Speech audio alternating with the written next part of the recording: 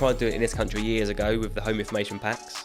But if your link of the chain is the one that everyone's waiting on, you've got a problem. It's my buyer's fault, it's my solicitor's fault, it's my mortgage advisor's fault. There's allowed to be a lag of between. The reason why many property sales fall through, it's the whole way properties are bought and sold in this country. In many countries, they don't do chains. One of the most frustrating processes we found was the solicitor and just the length of time it took near the back end of the process to get the solicitor to do the right checks and move things along. Were we just unlucky with a solicitor at the time, or are solicitors a part of the chain that typically slows things down and becomes quite frustrating for an agent? Tricky, because generally you're part of a chain, but it doesn't mean the position you want to be in is your link of the chain's ready to go and you're waiting on everyone else. If your link of the chain is the one that everyone's waiting on, you've got a problem. Solicitors are a tricky area because I genuinely believe, again, because the fees and everything has been driven down, you've got these overworked, over case loaded conveyancers.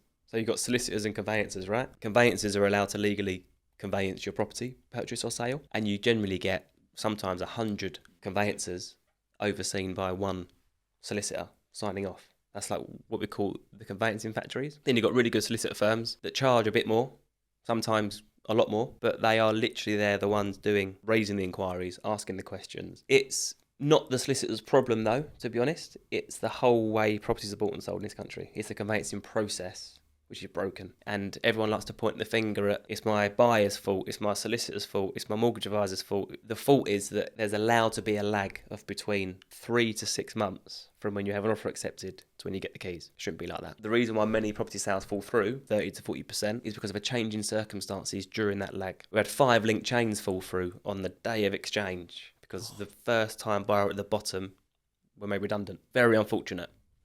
Poor person. But now you've got a whole chain of people that are now in boxes and got to unpack because of one person's change of situation. So it is, in many countries, they don't do chains. You sell a house, you move out and rent one for 6 months to buy another one.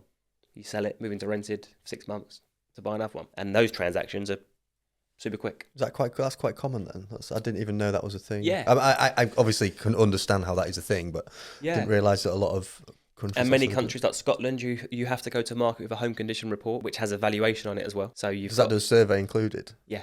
We tried doing it in this country years ago with the home information packs, but the government didn't have the balls to tell the lenders that you have to use this survey for lending purposes. Lenders are like, we're not going to use a seller provided survey to decide whether or not we're going to lend 700 grand on that house. So that was all abolished. So there have been attempts to try and change it. My view, the simplest and quickest way to make it a quicker process is to have the buyer has their survey done, fine, but the seller has to prepare a full legal documents pack before going to market.